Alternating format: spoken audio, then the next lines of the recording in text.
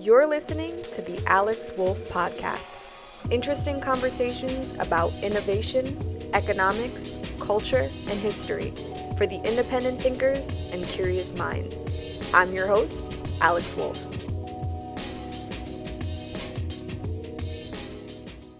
Hello, thanks for tuning in to this episode of the Alex Wolf Podcast. Today I want to talk about what we have lost. What we have lost as a society, civilization, as people, in the context of technology. And it's not supposed to be a doom and gloom conversation. I think this can actually be enlightening and somewhat of a fascinating experience. I think loss is something we usually correlate to negativity, but sometimes through realizing what we lose, we can learn how to get it back if we want it back, or how to appreciate it when we do have it. So the reason why I want to talk about what we have lost is because honestly, this is the question that kept coming up as I started to prioritize tech philosophy in my life and study it. I realized that when we had gained the iPhone, I was asking, we lost the flip phone, and what else did we lose in losing that flip phone? And I'm going to be sharing my story a little bit later about how I tried to reactivate my flip phone, and how it led me down to this deeper path of questions about our tech philosophy. I think that I also asked the question, when we gained stories on IG, we lost the little things about Snapchat, right? And I made a video about that, because it seems like you gain something when there is a new technology. But again, the question we seem to ask after it's too late most of the time is, what did we lose? Again, another example is when we gained Netflix and YouTube and those types of streaming services, we lost the spontaneity of the TV cable experience, which it's not that I think one is better than the other. It's just the fact that we seldom ask what will be lost when we, migrate from this technology to something else.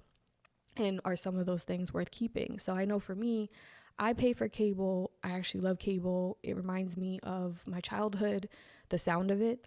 And it sounds a little silly, but it comforts me in that way. And I also like to discover programming through flipping channels, which Netflix does not provide that experience. I love Netflix too. I mean, it's okay. If I have to choose, mostly it's going to be cable. But the point is that for me, watching TV is less about sitting there and watching one thing and kind of having this like casual flip through experience. And that's what TV has always been about. So I know Netflix is integrating like a shuffle feature, which I think is totally dope. But what I think will be super cool and ironic is that they'll eventually figure out that people want to flip through channels and might integrate that feature as well, because spontaneity is something that humans always have loved. If you think about Instagram stories and the top feature, it's all based on spontaneity, and that's partly why it's so addictive. But we lost a lot when we moved from Netflix to TV, not just the spontaneity, but just the literal infrastructure of the economics of television, of TV business models, of media models, and things like that. Another time this came up, this question of what did we lose, was when we gained, quote unquote, gained texting as the primary form of communication. We lost, many of us lost the phone call. We lost the art of knowing how to have a phone call, knowing what to have a phone call for. And of course, now we have a bunch of people who are terrified of talking on the phone. So that leads me to this baby fat flip phone story. I've told it before. I won't go into all the details. I'll link the time I told it before, which has those details. But long story short, it was a few years ago. I was with one of my girlfriends, and we were trying to text the guy she was like dating or whatever, in the sense that she was trying to figure out what to say and I was trying to help her. And it felt like we were, decoding a bomb. It felt very complicated. It felt so calculated, as far as when to send the text, what to say in the text, what emojis to use, to not use, punctuation. And this was someone she was just meeting for the first time. So we have to think about the impression we're giving. And this is something that I think is very common in millennial culture. I think across the board, but I think specifically for millennials, I'm going to talk about just because I am, and I know many of my audiences.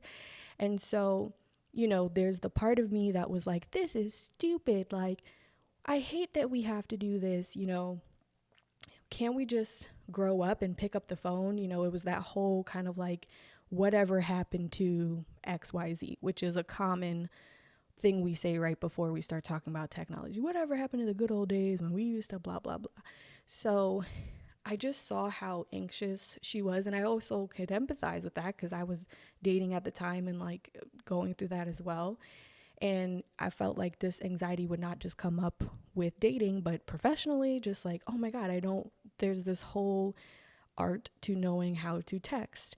And a lot of it is invisible. A lot of it is in the spaces versus what you're actually saying. When I say that, I mean, again, the timing and when in which things are said, maybe the formatting, the punctuation, right? So, and the reason why texting is usually so tricky is because you're losing inflection, which is very important in communication, to read or really understand what someone is trying to say. And it's why texting, in my opinion, is like throwing a monkey wrench in between two people as far as like them communicating. So just the anxiety was just so laughable that it was right before the new year came in. And I told myself, I'm going to get myself a flip phone. And if a guy wants to text me, I'm going to tell him I don't text. I only take calls on my flip phone. Now, laugh at me if you want. But I was like, look, this is going to save me so much time. Whoever thought they were about to waste my time, like, it's not even going to happen. And so I was very, very serious. So, of course, I couldn't just get a regular flip phone. I had to get some Divalicious fucking pop pink diamond encrusted baby fat flip phone. So luckily, the internet gods led me to one, and I bought it, and I was so ecstatic. And I tried to get a SIM card. I was just like in awe, drooling at the mouth, literally, playing with it, touching the paint, everything. It was lighting up. It had ringtones on it, and I might activate it so you guys can hear the ringtones, because I think they have like a get your freak on ringtone. Anyway, nostalgia like crack, right? Like I hit the nostalgia crack 90s like jackpot. So I try to activate the phone. I'm thinking it's going to be simple. The guy at the place tells me, that like SIM card place tells me that the network that used to communicate to the SIM card so that it would work, they're like no longer up, like these towers. I guess it was like I don't know the exact term, but think of it like a 2G or 1G, I don't know, relative to like 5G. I don't know if that's what they were called, but the point is like, that's the way to interpret it if you're not familiar with the terms. So he's basically telling me I can't reactivate this phone and I'm going to cry. And he was so dismissive, and he had no idea how much it meant to me. So he was kind of like making fun of me and like getting a kick out of like, I don't know, I guess he thought I was just really naive or something. And I wanted to kill him.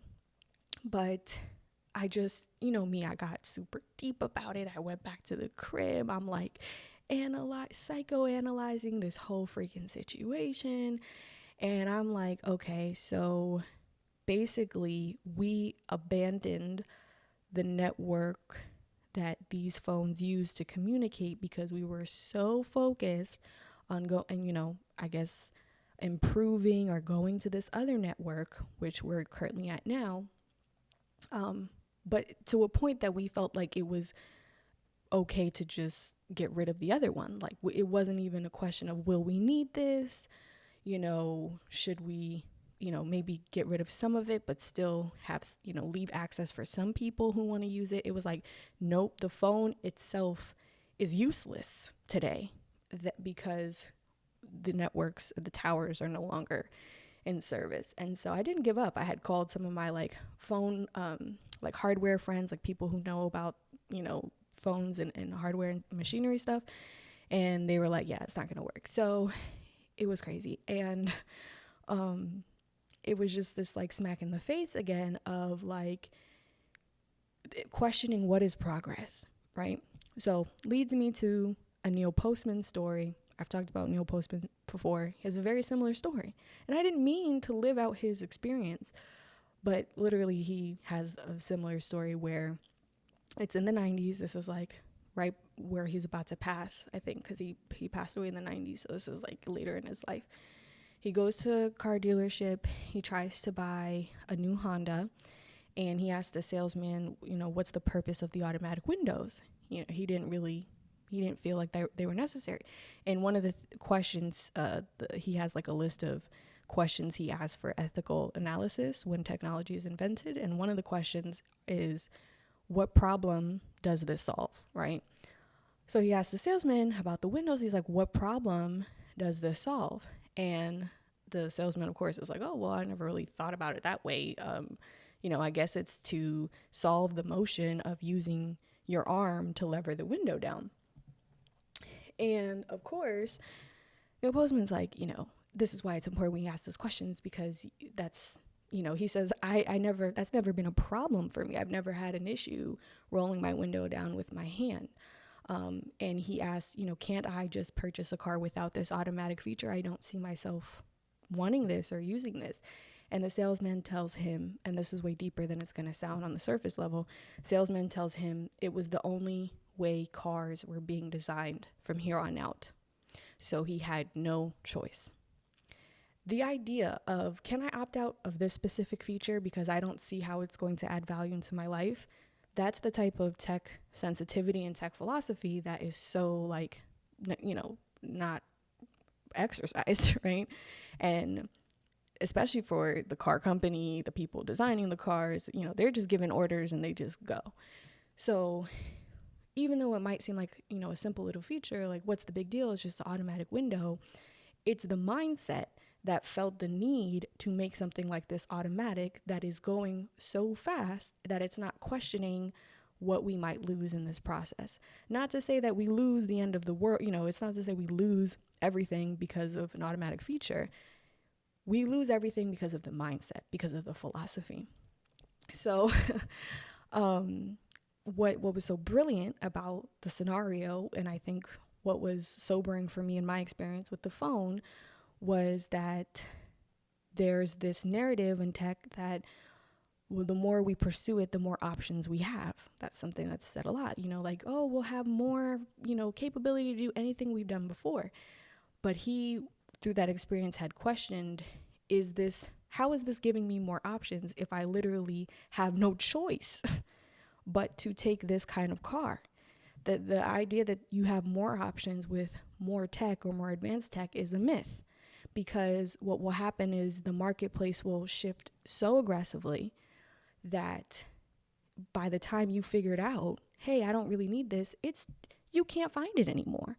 You're not going to be able to get that, at least not in the new things. But even again, I went to go buy an old phone to have that old user experience, and the network around it, literally the ecosystem that supported it, is gone.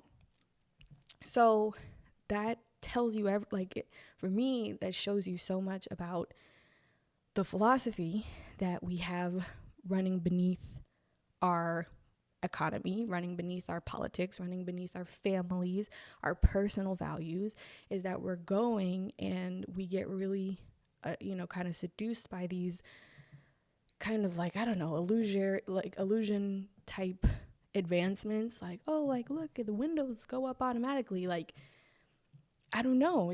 It kind of, again, it seduces us away from asking, but do we need that?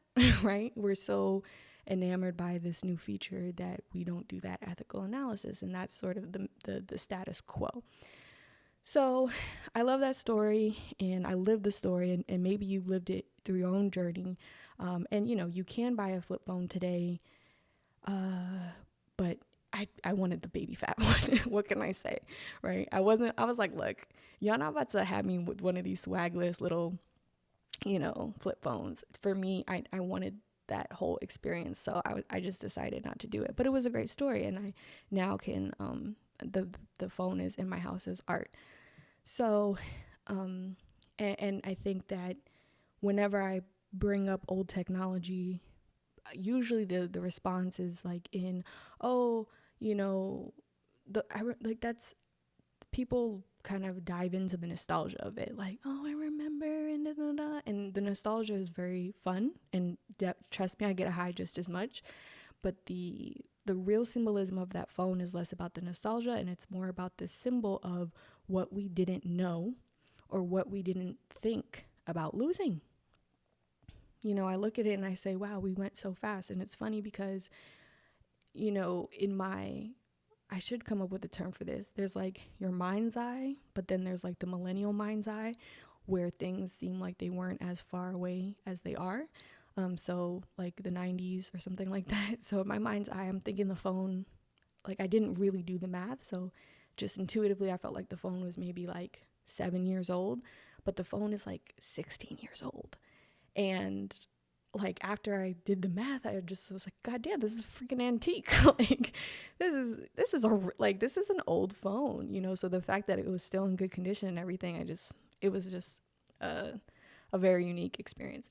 Anyway, so that's what that symbolizes. And so now I just want to kind of talk about how some of the things we lose, as far as, what are these things, right? They might be skills, they might be techniques, they might be arts, literally arts. So like the art of homemaking, or the technique of, fixing a car, or the skill of knowing how to communicate.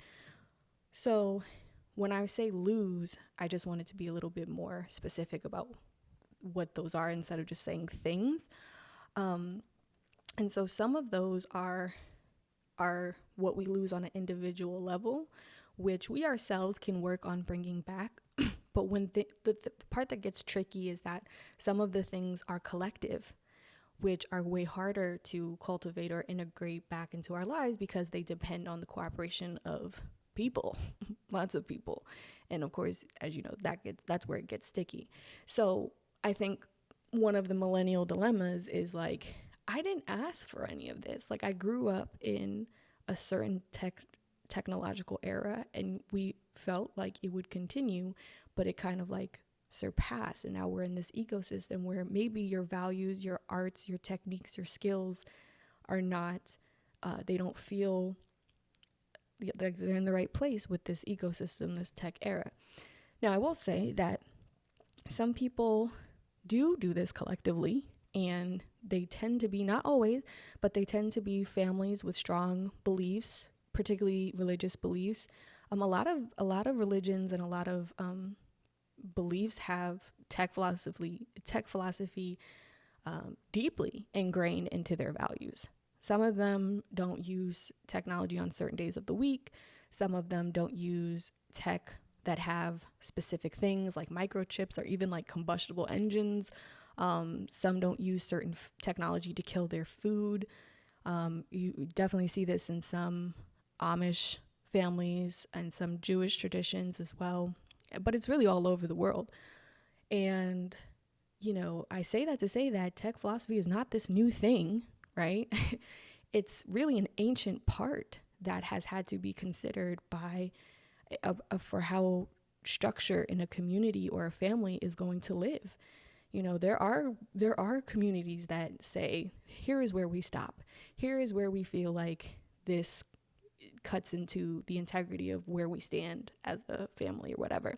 And it's just something interesting to think about, because again, when we define technology as the Apple Store, microchips, then you can't really conceptualize the fact that it's an ancient thing and there are ancient beliefs and values around it. So anyway, I think another interesting thing is when, I'm sure you've heard an auntie or maybe an uncle or dad or something say, back in my day, I came from the Stone Age. We didn't even have internet. We didn't even have, whatever. And they usually say something like, I love this line. They'll say, I come from the Stone Age. And for me, that's a reminder, for some, they hear that and they kind of laugh, right? It's a joke. But underneath all that, it's a reminder that our eras are not shaped by our humanity as much as they are shaped by our technology. Because the reality is, we have always been as human as we ever will be. And when I say that, I'm talking about we're emotional, we're irrational, we are flawed. We're also, compassionate. Many of us have kindness and those sincere parts. A lot of us are also sincerely weird, right? We're humans. And I think that it's a great reminder to know that you were just as human as Cleopatra or Napoleon or, whoever you're thinking of in ancient times. But what makes you different, or I guess a better way to put it, is what shapes our differences. If there is a gap between you and, someone in ancient Egypt, the gap is shaped by the technology that was around them and is around you. And of course, also shapes the economics. You're also shaped by the economics, but the economics are predicated by the technology first, right? And the paradigm of reality that creates. So, for example, if we're going back in the day, to get something like salt or spices, probably meant you needed to get a ship to go to another piece of land. And what is a ship? A ship is technology. So all of these things are shaping, to live in a world where an airplane is not even conceivable. That is what makes you different than the people before you. But as far as the hurt, the realness, the heart, the joy, the sorrow, the jealousy, the pettiness, everything that comes with being human, we all the same. We're all the same.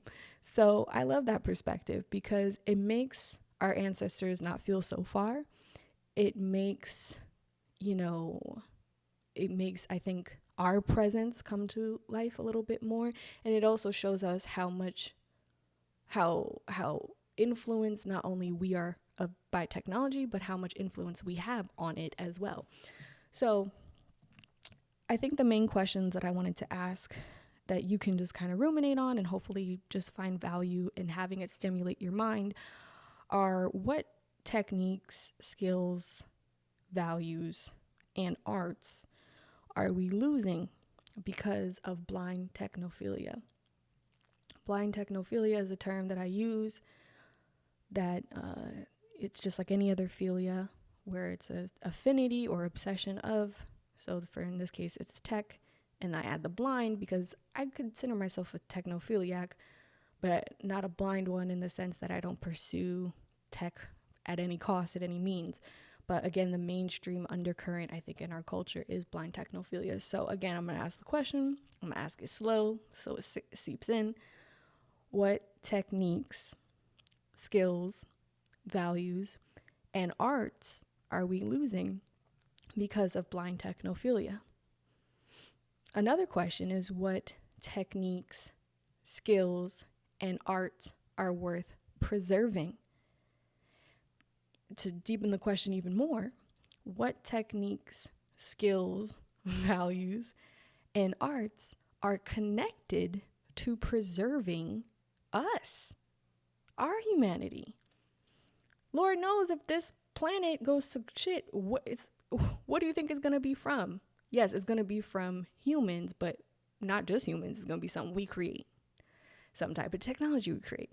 Guess what? What creates the technology? Some kind of tech philosophy, some kind of perspective about, oh, well, I think tech should do this. Well, we should do this.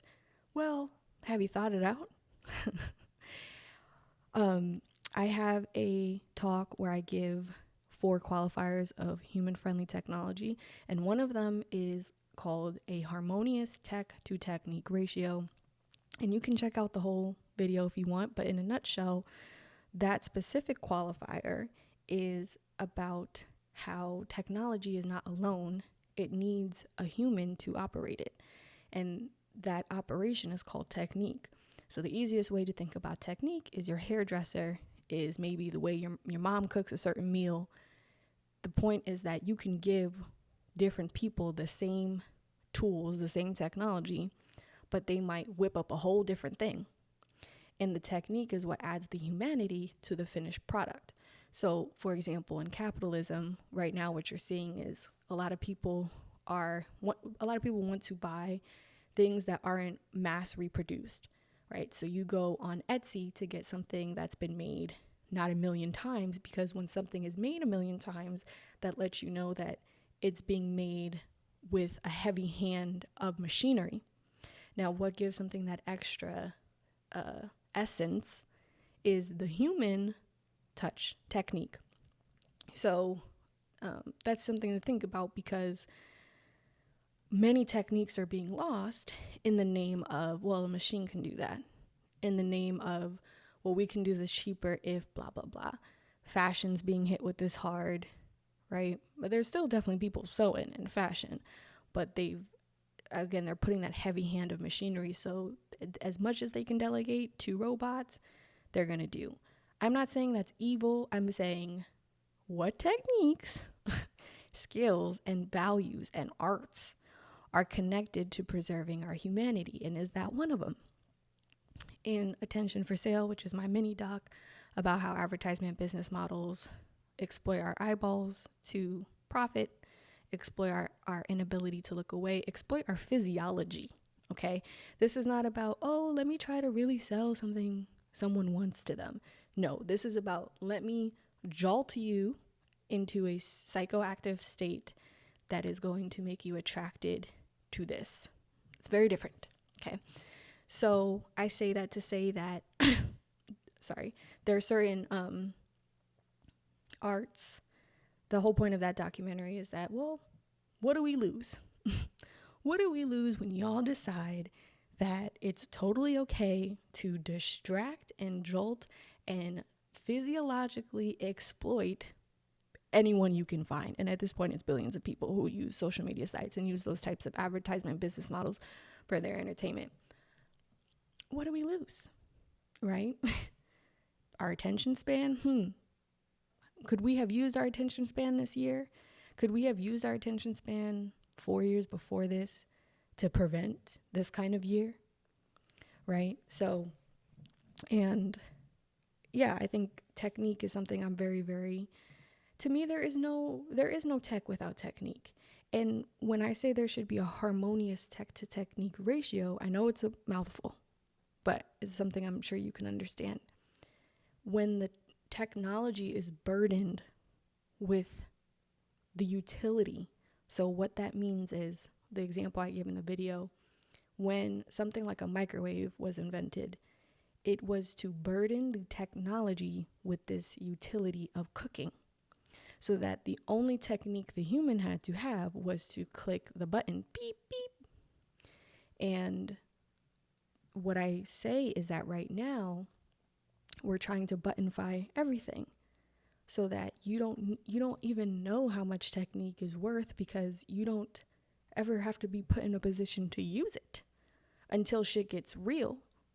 And my whole question is, how real do y'all want shit to get before you start to care? Y'all want to be a population that doesn't know how to communicate? Y'all want to be a population that doesn't have an attention span, that can't do simple survival skills? Y'all want to be a population that doesn't have certain, again, techniques, arts, values, skills that preserve what make us human? What are y'all trying to do? Make us into robots? That's what it looks like to me. This tech philosophy looks like it's trying to rip my heart out and take out every little thing that makes me human and take out every little thing that makes everyone else human. So again, the question is, what techniques, what skills, what values, what arts are worth preserving as an insurance, as a support system to what makes us wholesome, to our meaning, to our survival? And the other question is, have you realized how nuanced they are? Have you realized how invisible they are? Have you realized what you've lost because it's been so subtle in your life? And now you're realizing how much that subtlety made a world of a difference for you. Another question is, have you realized how intuitive they are?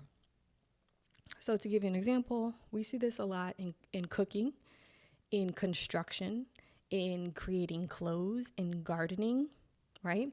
There's techniques in cooking. It's funny. I found this girl on YouTube. She's hilarious. And she gives you a recipe like you're a girlfriend. I'll link to it. She gives you a recipe like you're her girlfriend right there in the kitchen. And me and my friend Tracy were laughing at her because Tracy was like, her recipes aren't like neat. They aren't in like a neat little, chart list. And I was like, that's how I like it, because that's how cooking has always been passed down. You think, grandma was teaching you, she might have written some things down, but we all know what good cooks don't measure. Good cooks are not. It's a completely intuitive process. And Lord, nothing brights me up more than to have that intuitive moment. I think if you don't like it in cooking, you'll find it in something else. But the point is, it's not this like instruction manual, right? So much of it is like, it will tell you what it wants. It will tell you when it's ready. You have to be sensitive to what is really going on here. And again, you find that in construction. You find that in engineering. You find that in chemistry. You find that in fashion. Oh, fashion is another one. I'm like, oh, because fabrics have a whole personality. Fabrics will tell you everything. Okay, well, I want to drape like this, and I want to flare out like this, and I want to, I want to be this color. I want to be next to this fabric. Like, it sounds crazy if you're not someone who's sensitive to fashion. But if you do have that sensitivity and that intuition, well, by God, then you get the calls where you're like, this person has the technique and the skill and the art, even the values that makes this person light up. The recent editorial that Cardi did on Billboard brought tears into my eyes. The contour of those fabrics and the vision of it has very little to deal with Cardi B and more to deal with that sensitivity that I know those people have to create this marvels. We'll talk about that another day, but marvel is something very different than just sensationalized visual. A marvel is something that your eye, it's a treat. It's like a dessert for your eye. It's not like porn for your eye, because that's what I think, again, we got to draw the line between a marvel and something that is exploiting your eye, something that's pushing that dopamine threshold, and something that's just stimulating it. So it's different for everyone, but whatever. I say all this to say that when we ask ourselves the question, have we realized how nuanced they are? Because you might ask yourself the question, okay, what do we lose? And you might be like, I don't know, because it's something as little as the way your grandma used to rub your back, right? And then you're in there and you're like, well, according to our calculations, it's what we lost is the way grandmas rub our backs.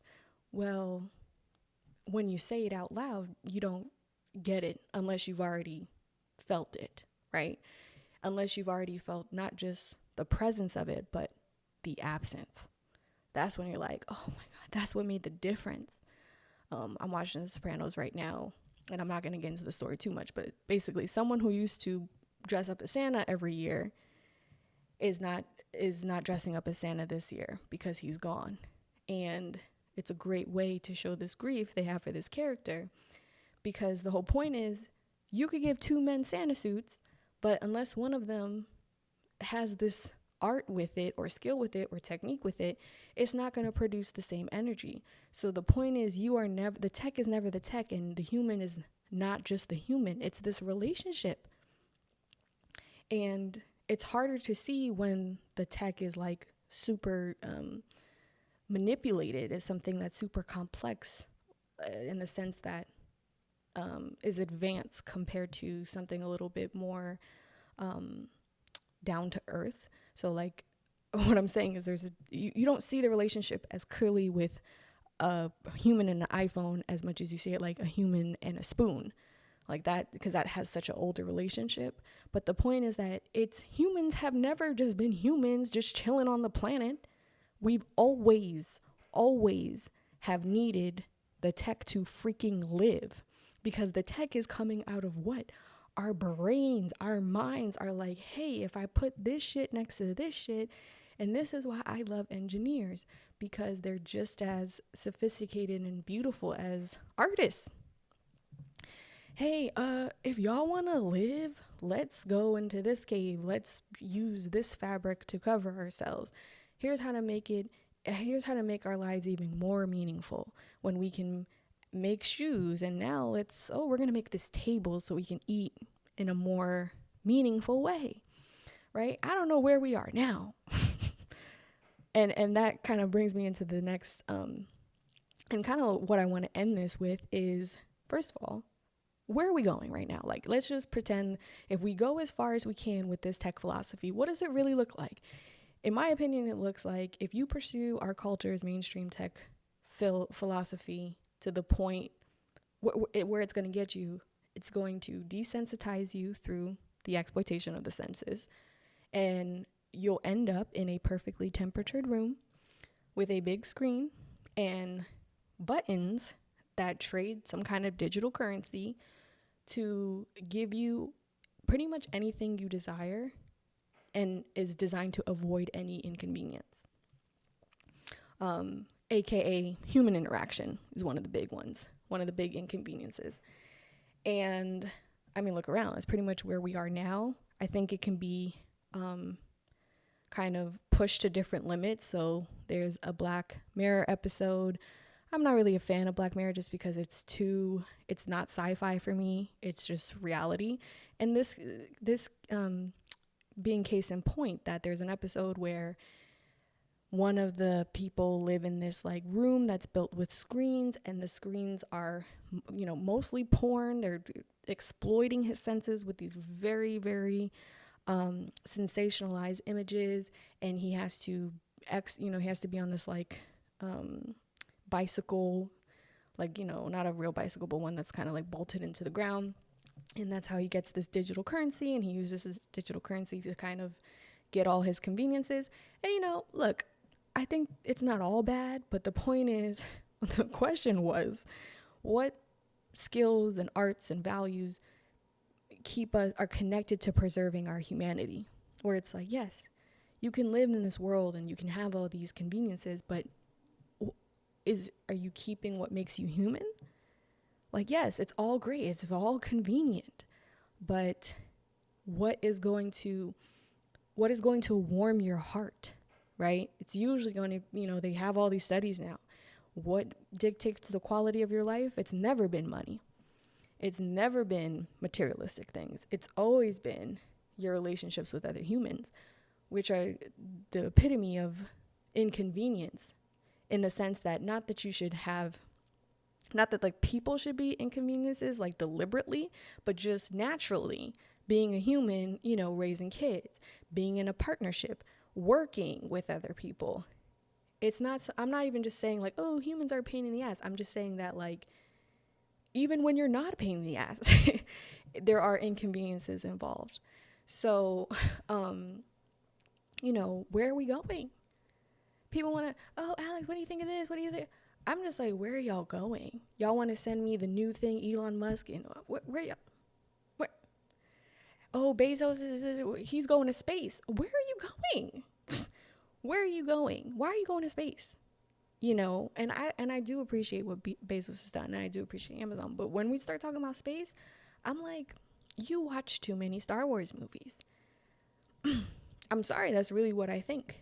I'm like, oh, you think the world is just, Hollywood. You think, oh, I can just, I'm like, we're in outer space, as Alan Watts likes to say. We're as far out as we're ever going to get.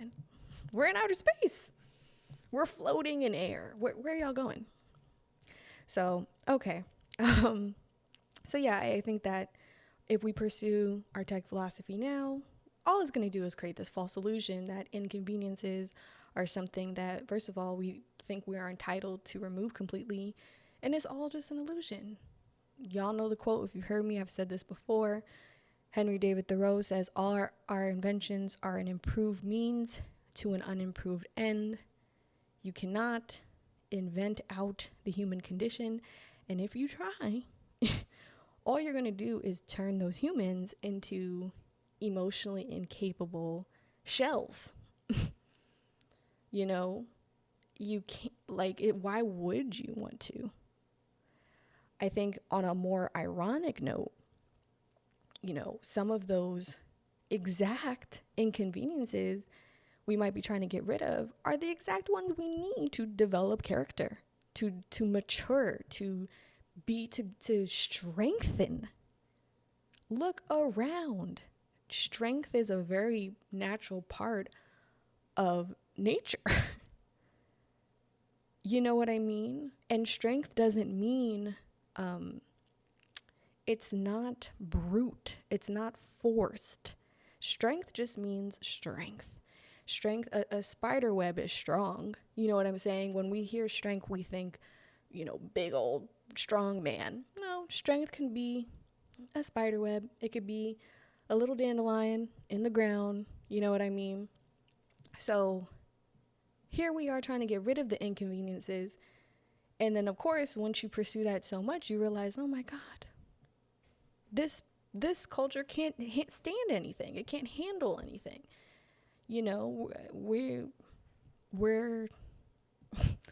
We become so far removed from nature, from the earth, right? So I'll end with this quote. I've said it before, but it's a great place to stop, pun intended. And the quote, who I heard Alan Watts say it, but I know he was referencing someone else. So shout out to whoever said it. The quote is, "Progress is knowing when to stop." We really have this idea that progress is, like I talked about last week, growth, go higher. Everyone's trying to go higher. Look around. Nothing grows like that.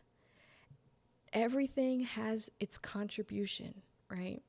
So progress is knowing when it's the answer to that question I said before of what arts, techniques, which ones will preserve what makes us human? Which ones will preserve a life worth living? Because again, you watch the Black Mirror episode and you're like, yeah, okay, this is cool. You just, all right, hang out and do this. And okay, yeah, life is there's little inconvenience, but the big underbelly, the big inconvenience hiding under that is the fact that you're not alive. You're not really alive. You're not smelling the goddamn flowers. You're not having human interaction. Your heart is not feeling love. It's not feeling even the sorrow, right? Because you can't have good without the bad. But the point is, like, the tech philosophy y'all want to pursue creates a world where it's like, why would I even want to be here? What is the point of, when it comes to attention for sale, that premise of like the advertisement specifically? And mind you, I love ads. Again, to me, I see there's nuance, right? When the ad is just about exploiting your senses, what good is it to even build a company in a world where no one has an attention span? I'm like, don't you see how, again, it's going back to when you sharpen your knife too much, it dulls. It might even be worse than what you started with. So progress is knowing when to stop. It's a way of saying, okay, we've sharpened the knife. To continue would be to begin our demise. And I know some people are going to hit me up and say, okay, well, Alex, where do you think we should have stopped? I think, again, the reason why I was saying about the individualism and collectivism is there are ways that you as an individual can preserve arts, techniques, skills, which is something I practice, right? That's why I'm doing my homemaking. That's one of my favorite arts I want to preserve, cooking, blah, blah, blah. So I would say figure out what works for you. But as far as collectively, oh, honey, I don't got the answers for that. I'm watching the Twitter feed unfold just as much as you are. I'm looking at I'm doom scrolling like y'all as far as like, okay, well, I don't know. Y'all want to go to space. Y'all want to do this, microchips in the brain. Where are y'all going? We're here. This is it. You know what I'm saying? So that's what I have to say for this episode. Thank you so much for tuning in. As always, I really appreciate your tweets and your messages and emails. I love y'all. Y'all are great. It's a great audience to please and to have my thoughts with, because y'all are very smart and interesting people. So Thank you, and until next time, bye. Thank you for listening to the Alex Wolf Podcast. If you enjoyed this episode, please leave a review, and if you aren't already, make sure you're subscribed to this podcast on Apple, Spotify, or wherever you listen to your podcasts. For more resources on innovation, economics, and culture, visit alexwolf.co/newsletter and sign up for my email list. Thanks.